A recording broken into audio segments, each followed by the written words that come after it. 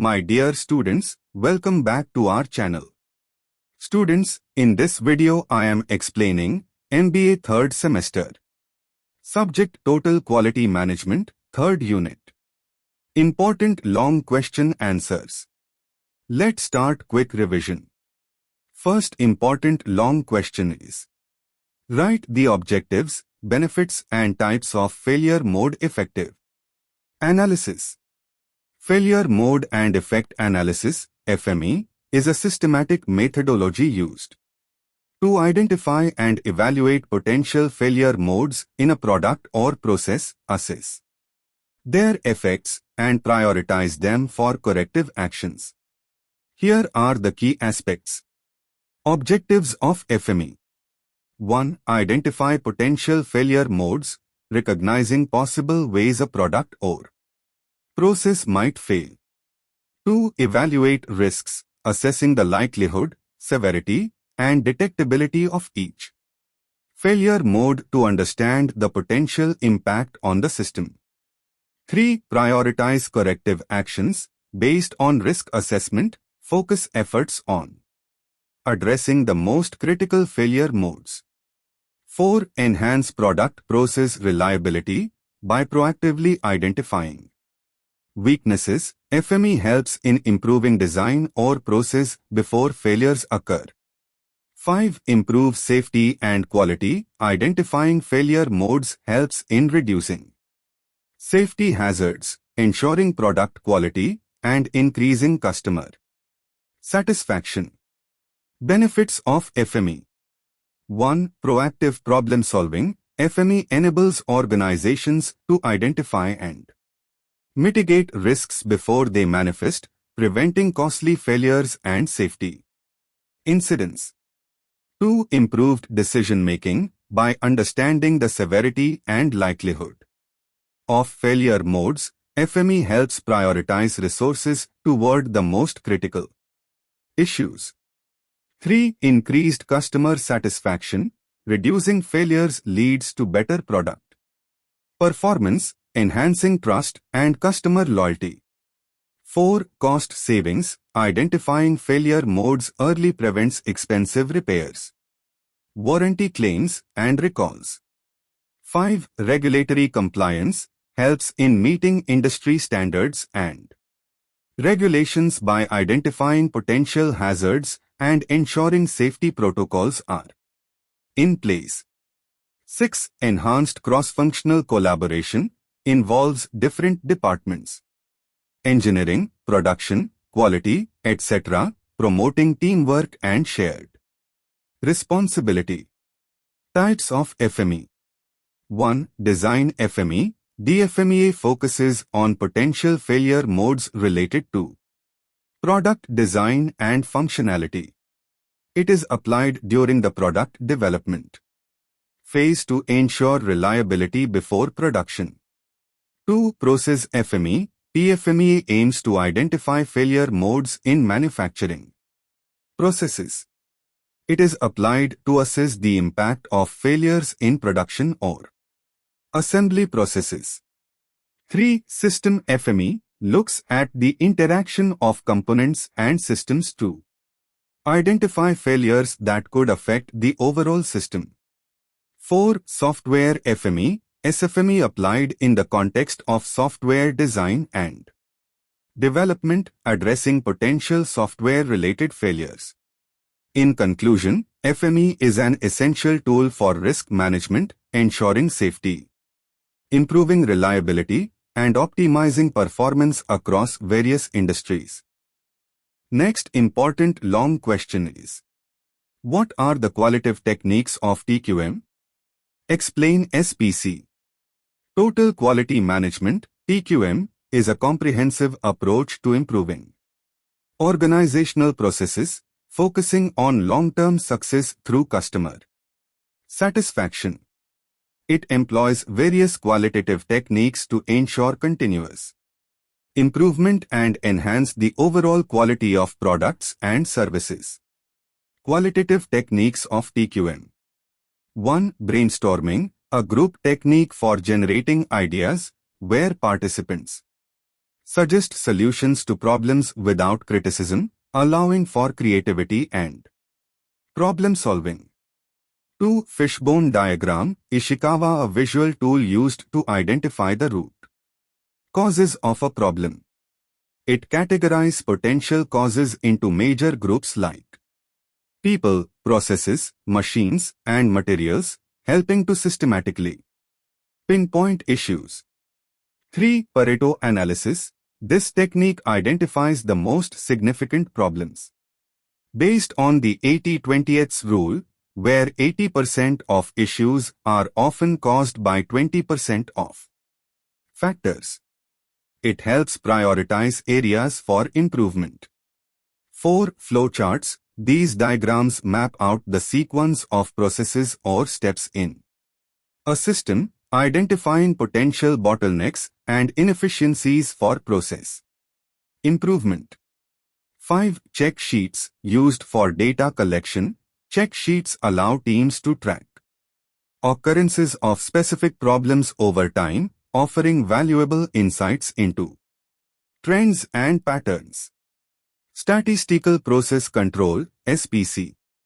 SPC is a qualitative and quantitative technique used in TQM to monitor and control processes using statistical methods.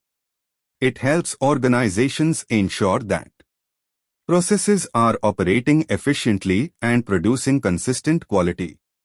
Key aspects of SPC include 1. Control charts. These graphical tools track process performance over time, showing how a process varies. They help detect abnormal variations or trends that indicate a potential problem. 2. Process capability analysis. SPC helps determine if a process can consistently produce products within specifications, evaluating the ability of a process to meet customer requirements. 3. Sampling. Instead of testing every product, SPC uses sample data to make inferences about process performance, making it cost-effective and efficient. In conclusion, qualitative techniques in TQM, such as brainstorming, Pareto analysis, and fishbone diagrams, aid in identifying and addressing quality issues. SPC, particularly through control charts, offers a structured way to monitor processes, detect variation, and maintain consistent product quality.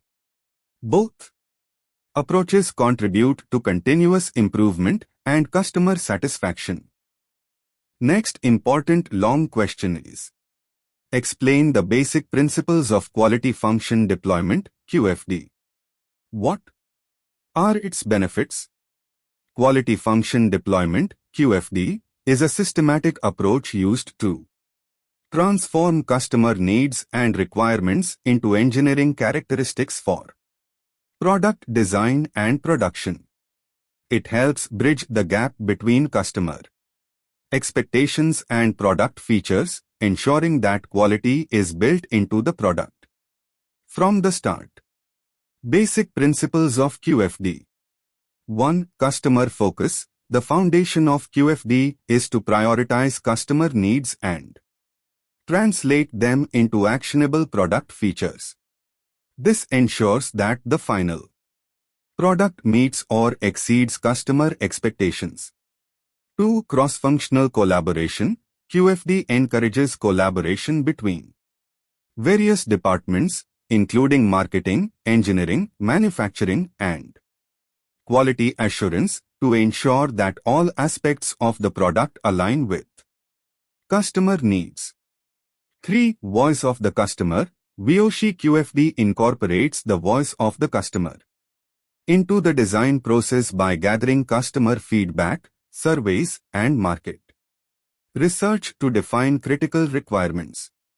4. Matrix approach. One of the core tools in QFD is the House of Quality matrix, which visually represents the relationship between customer desires and technical requirements. This matrix helps prioritize features and ensures that design decisions are made based on customer needs.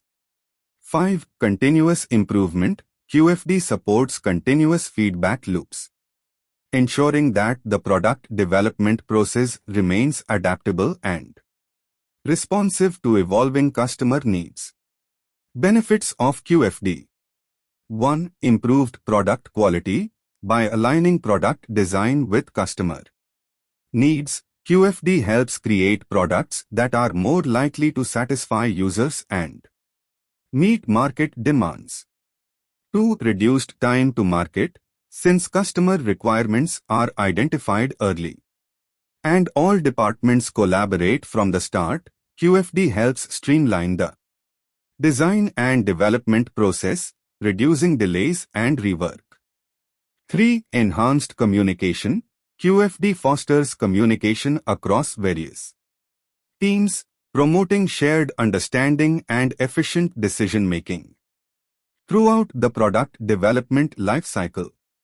4. Cost savings. Early identification of customer needs and potential design issues reduces the risk of costly redesigns and product failures. 5. Increased customer satisfaction. By ensuring the final product is aligned with customer expectations, QFD enhances customer satisfaction and loyalty. In conclusion, QFD is a powerful tool that translates customer needs into technical specifications, fostering collaboration across departments and ensuring the delivery of high-quality products. Its benefits include improved product quality, faster time to market, and higher customer satisfaction. Next important long question is: describe the steps involved in the design of experiments, though, and state its merits.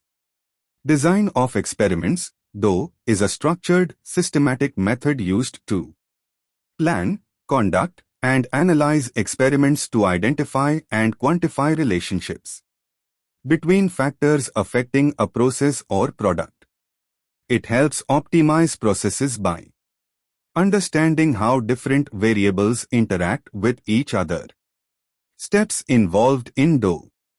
1. Define the problem. Clearly identify the objective of the experiment, such as improving a process, optimizing product quality, or understanding factor interactions. 2. Select factors, levels, and ranges. Determine the variables, factors, that might influence the outcome. Decide on the levels, different values or settings for each factor, and define the range of values for each factor. 3. Choose the experimental design. Select the appropriate experimental design, such as full factorial, fractional factorial, or response surface. Methodology. The design choice depends on the complexity and scope of the experiment. 4. Conduct the experiment. Implement the experiment according to the design, carefully controlling the variables and collecting accurate data. Ensure the experiment is conducted under controlled conditions to minimize external influences. 5. Analyze the data. Use statistical methods to analyze the results. Techniques such as ANOVA, analysis of variance, or regression analysis are often used to assess the effect of different factors and their interactions on the response. 6. Draw conclusions. Interpret the results to identify which factors have the most significant impact on the outcome and make recommendations for improvements based on the findings. 7. Implement improvements. Use the insights gained from the experiment to optimize the process or product. This could involve adjusting factors to achieve better quality or higher efficiency. Merits of DO. 1. Efficiency. DO helps to identify key variables and their optimal settings, with fewer experiments compared to traditional trial-and-error methods, saving time and resources. 2. Improved decision-making. By providing clear insights into how factors affect the outcome, though aids in making data-driven decisions that enhance product quality or process performance. 3. Understanding interactions, though helps understand how different factors interact with each other, leading to more accurate predictions and better decision-making. 4. Reduced variability, it helps identify sources of variability, allowing organizations to standardize processes and reduce inconsistencies. 5. Cost reduction, by identifying the most influential factors early, though minimizes the need for extensive testing, reducing overall costs. 6. Continuous improvement, though supports ongoing process improvements by providing a structured approach to testing and refining processes. In conclusion, design of experiments is a powerful tool for process optimization, offering a structured way to analyze factors influencing outcomes. Its benefits include increased efficiency, improved decision-making, reduced variability, and cost savings, making it an essential tool for continuous improvement in various industries. Next important long question is: examine role of activity-based costing and sales and operations planning in TQM. Activity-based costing, ABC, and sales and operations planning, S&OP, play significant roles in the successful implementation of total quality management, TQM. These two approaches contribute to improving organizational efficiency, reducing costs, and aligning processes with customer needs, all essential components of TQM. Role of activity-based costing, ABC, in TQM. 1. Accurate cost allocation. ABC allocates overhead costs more accurately by linking them to the activities that generate those costs. In TQM, this helps managers identify non-value-added activities and inefficiencies, allowing for better resource allocation. 2. Focus on value-added activities. By understanding which activities contribute most to product quality, ABC enables organizations to focus on value-added activities, improving the overall quality while reducing waste. 3. Improved decision-making. ABC provides a more detailed view of cost drivers, helping organizations make informed decisions regarding process improvements, pricing strategies, and product mix, all aligned with TQM principles of continuous improvement and quality enhancement. 4. Cost reduction. ABC helps identify cost inefficiencies and areas where costs can be reduced without affecting product quality. This aligns with TQM's objective of reducing waste and optimizing processes. Role of sales and operations planning, S&OP, in TQM. 1. Alignment of demand and supply. S&OP helps balance production with customer demand. It ensures that operations are aligned with market needs, leading to better customer satisfaction, a core focus of TQM. 2. Improved forecasting. By integrating sales, production, and inventory data, S&OP improves forecasting accuracy. This reduces stockouts, excess inventory, and production disruptions, contributing to smoother operations and higher product quality. 3. Enhanced collaboration. S&OP promotes communication between sales, operations, and other departments, fostering a team-oriented environment, which is key to TQM's emphasis on cross-functional collaboration. 4. Continuous improvement. By aligning production schedules with customer requirements and market trends, S&OP supports TQM's continuous improvement cycle, ensuring that customer needs are met efficiently. Conclusion. Both activity-based costing and sales and operations planning are crucial to TQM as they drive efficiency, enhance decision-making, and ensure that processes are aligned with customer expectations. ABC helps allocate costs accurately, focusing on value-added activities, while S&OP ensures demand is met with precision, promoting better quality management and continuous improvement across the organization. Next important long question is: discuss in brief activity-based costing, ABC. Activity-based costing, ABC, is a costing methodology that identifies and assigns costs to activities based on their actual consumption of resources. Unlike traditional costing methods, which typically allocate overhead costs based on a single metric like labor hours or machine hours, ABC provides a more accurate and detailed view of how costs are incurred in the production process. Key components of ABC. 1. Activities, the fundamental building blocks of ABC. Activities are the tasks or processes that consume resources, such as production, assembly, or quality control. 2. Cost drivers, these are the factors that influence the cost of activities. Examples include the number of machine setups, the complexity of a product, or the volume of customer orders. Cost drivers help determine how costs are distributed across various activities. 3. Cost pools, ABC groups similar costs into pools based on activities. For example, all costs related to machine maintenance may be pooled together as one category, with its cost allocated based on relevant cost drivers. 4. Resource consumption, ABC assigns costs to products or services based on the actual use of activities, rather than using a broad allocation metric.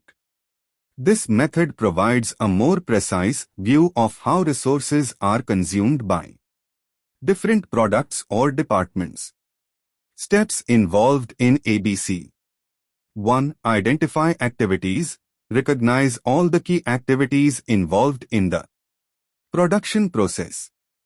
2. Assign costs to activities. Group costs related to each activity, like labor, materials, and overhead. 3. Determine cost drivers. Identify the factors that cause costs to fluctuate for each activity. 4. Allocate costs to products, services. Use the cost drivers to allocate the total cost of each activity to products or services based on their usage. Benefits of ABC.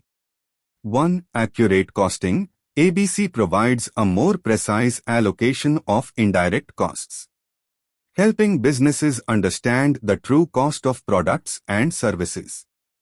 2. Better decision-making. By revealing cost drivers and activity consumption, ABC helps organizations identify inefficiencies and make informed decisions about pricing, product mix, and process improvements. 3. Cost control. ABC allows businesses to pinpoint high-cost activities and implement strategies to optimize or eliminate them, leading to cost savings. Conclusion. Activity-based costing is a valuable tool for organizations seeking more accurate cost allocation, deeper insights into their operations, and the ability to make data-driven decisions. By understanding how resources are consumed at the activity level, businesses can improve efficiency, control costs, and optimize product and service pricing. Next important long question is: discuss the applicability of Taguchi's quality loss function with respect to Indian industry. Taguchi's quality loss function is a concept introduced by Dr. Genichi Taguchi, which quantifies the economic loss incurred due to variations in product or process quality.